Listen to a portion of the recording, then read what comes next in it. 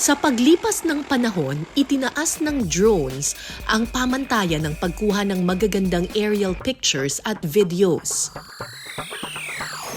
Nagsisilbing mga mata natin ito para makita ang mga hindi natin kayang tanawin mula sa kalangitan. Pero ang teknolohiyang ito, hindi na limitado ang pakinabang. Dahil alam nyo bang maaari na rin itong gamitin sa pagsasaka ng pananim?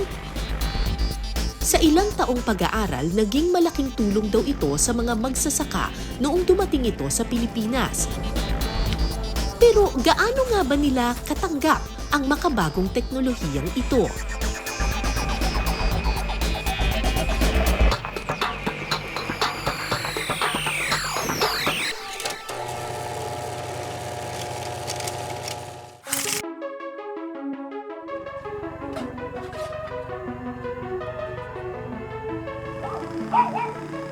Maagang gumising ang 78 taong gulang na magsasakang si Tatay Ricardo. Kwento niya, mahigit 6 na dekada na siyang magsasaka at totoo raw ang kasabihang ang magtanim ay hindi biro. Isa ako sa nagsasakang nagnimbang yung sa makina. Ayun, nagsasaka. Nagkukan ako, nag-aaral kami ng bago-bago. Hanggang sa umabot na nga yung makina na yan. Ayun, gano'n. Hindi nakapagtapos ng pag-aaral si Tatay Ricardo, kaya maaga siyang namulat sa palayan, dala na rin ng kahirapan. Ala kami sa rin. Nakikigapas lang. Nung bang may gapasan. Ayun, nakikipaghulusan. Ayan, ganyan, nakikigapas. Ako kasi binata. Ang trabaho namin, magtitinda na nagsasakati kami. Oo, nagsasakati. Binibenta sa palengke, sa bayan. Kabayat Kalesa. Maliit lang daw ang kinikita niya tuwing mag-aani ng palay. Dahil imbis na silang mano-manong mag-ani ng palay, mas pinipiling gumamit ng may-ari ng lupa ng combine harvester o yung makinang gamit sa pagsasaka ng bukirin dahil mas mabilis daw ito. Makina, may nagtatalim ng makina. O meron ganun. Nauso ngayon yung ganun din. Yung may pera, yung ganun. Nagpapamakina ng ganong makina. Papatalim. Oo, pagka nauso ngayon. Kaya hindi naman karamihan, hindi naman ganun. Basta't ang ginagawa na iba riyan, panay kung gusto nilang makamenos, sabog. Ayun, sabog. Mga ganyan sabog. Panay ganun. Bukod pa rito, isa rin sa mga problema nila ay ang mga pesteng kumakain ng kanilang mga pananim. Pero laking pasalamat din naman ni Tatay Ricardo nang magkaroon ng mga kemikal para mapuksa ang mga ito. Uso na rin nun. Na como dalalaman na nila yung medyo depresya ng palay, yung mga gamot nun, gano'n, mga kulisap. Kaya ako ginagamit namin, marami. Meron mga simbos, text, ayan, yung mga gamot na yun. Kaya nauso. Nung mauso yun, ayun, guminawa ng tao. Kaya para sa kanya, malaking tulong ang makabagong teknolohiya upang mapagaan ang kanilang trabaho. Makatutulong yun. Medyo mahirap lang. Panay makinang yung traktor. Aalkila kami ng buong kwan. Yung tatawag ng makinang mag-aaralo, ayan, ganyan. Ganun ang uso rin. Isa sa mga programang dinevelop ng Department of Agriculture o DA ay ang agricultural drones para makatulong sa mga magsasaka. Taong 2017 nang magsimula ang programang ito.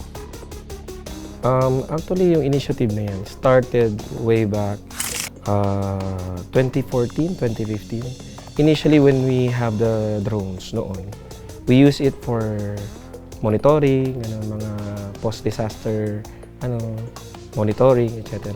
Then documentation ng losses, until such time na it has evolved na in terms of capacities. We started looking into the agricultural drones noong 2017 kung paano siya pwedeng gamitin sa pag-ano ng crops. How do we push for the direct seeding? Yung nakita niyo siguro yung mga nagsasabog tanim, yung dati kasi sa agriculture, especially for rice, majority transplanted, lipat tanim yung tinatawag natin. And now, as we push for, yan po kasi yung trend ngayon sa mundo because it's cheaper in terms of cost. So, marami nang nag-push for direct seeding. Isa sa mga problemang sinusolusyonan nito ay ang kakulangan sa labor force sa industriya ng pagsasaka. Kakaunti na raw kasi ang mga kabataang nais pumasok sa hanap buhay na ito. Among our concerns kasi din sa agriculture is of course yung availability ng labor. So, through time, since urbanization and general industrialization, etc., yung labor natin, paunti ng paunti, available when it's needed. Kasi normally, pumunta na sila sa services, nag-iba yung ginagawa. So, at the same time, farmers natin has aged through time. We have about siguro mga 53 up to 56. So you don't expect them na talaga yung productivity nila through time pataas pa. No, it has gone down. So labor, cost, ganun din. Gastos, pataas ng pataas. So yung isang natutulong ng drone, na-mention yung precision, it's a good complement in terms of optimizing yung para ma-minimize na yung excess na nai-apply. Sa tulong ng mga service provider na kinukuha ng DA, aabot na sa 500 units ng agricultural drones ang ginagamit ngayon sa pagsasaka sa ating bansa. Sineserbisyohan nito ang aabot sa 150,000 hectares ng agricultural land sa iba't ibang bahagi ng bansa. So ano pong ginagawa nitong agricultural drone? Yes, ma'am. Bali, ito po ay pwede na po siya magtanim ng rice, pwede na rin po siya mag-spray, pwede na rin po siyang mag-fertilizer, granular fertilizer application. Ba't po importante yung ganitong mga klase ng technology na agricultural drone? Ang malaking tulong po ito, ma'am, sa ating mga farmers kasi napapadali po yung trabaho nila. Paano pong napapadali yung trabaho? Ayun po, tulad po nung sa pagka mag-i-spray po tayo, mas efficient po siya. Ayon sa kanila, dahil sa agricultural drones, mas nagiging mabilis at kalkulado ang pagtatanim at pagsasaboy ng fertilizer at pesticide sa mga bukirin. Isipin nyo na lang, para tamnan ang 1 hektarya ng lupa, aabutin lang ng 7 hanggang 10 minuto.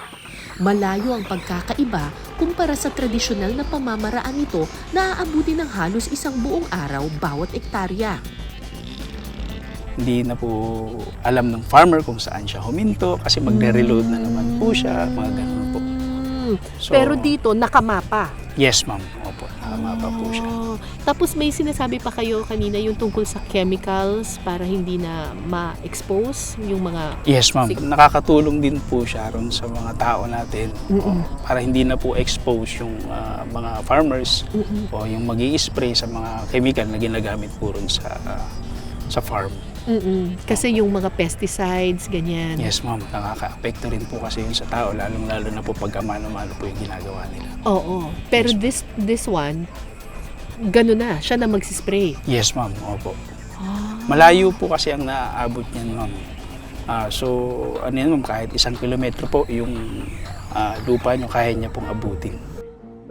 Magiging daan din daw ito para makatipid ang mga magsasaka sa gastusin ng binhi ng palay at iba pang kemikal na ginagamit nila. Calculated pa kasi yung pagka nilagay mo sa agricultural drone. Kunwari, ang kailangan mo lang sa 1 hektaryang itanim is nasa 50 kilos per hectare. So, ano na po, i-distribute niya na po yung 50 kilos sa 1 hektarya. Yung usual kasi, ma'am, sa mano-mano, ang ginagawa po nila 150 kilos sa isang hektarya. So yun pa lang po, makakatipid na po si farmer. Bakit mas marami kapag mano-mano kumpara sa drone? Yun po kasi yung usual o yun yung nakagawian po ng farmer. Kasi kapag yung tao ang nagtapo ng ganyan, hindi lahat nalalagyan. Yes po, mga po. Hindi po pantay-pantay. I'm sure nakakita na kayo ng drone. Ginagamit natin ito pang take ng footage, sa mga coverage, mga kasal, laging may drone, di ba? Pero, nakakita na ba kayo ng ganito kalaking drone? Grabe, di ba? Hindi po ito pang take ng video. Ito pong drone na ito, ang tawag dyan ay agricultural drone. Ang ginagawa nito, believe it or not, nagtatanim siya ng palay. Pwede siyang magtanim ng palay, magsaboy ng abono, at pati mag-spray ng mga pesticide. So, ito po, nilagyan na po natin ito ng pesticide. Joke lang. Nilagyan lang natin ito ng tubig.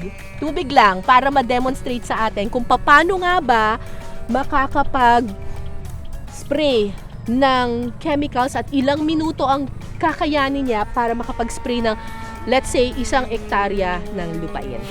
Tingnan natin. Ano po ito? So, nag-mapping na po kami kanina, ma'am. Minapan na ninyo. Ito na po yung daanan ng drone, yung swatting ng bilang. Para siguradong lahat ng Opo, matamaan. matatamaan. Parang ganyan-ganyan siya. Opo, ma'am.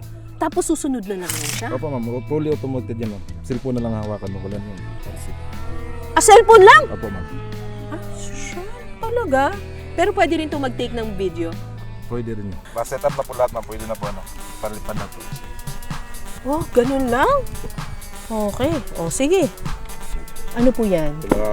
Mga, niya, ma'am, na-check mo na walang mga taong malapit. Ay, walang taong malapit. Swipe lang, ganun Kaya lang. na lang lilipad yun. Wow. Teka, ito na, lilipad na. Ay, ang galing! Umaandar na po! Mga kapusa! Saksang high-tech. Abangan ang kabuuang kwento sa susunod na linggo sa Caradocs. Yung ating drone operator, ayun nandun na siya sa cellphone niya. Mas maganda pa ho yung drone. Kasi po yung drone, panay ho, spray ho nun. Lahat ho kakalat ng gamot. Sa pag-i-spray ho, mayroon iba. Hindi ho namamatay yung mga peste. Tapos maganda ho yung drone kasi ho, lumilipad ho yun. Nasa ibabaw po yung gamot na nanggaling. Nakangamba na rin po.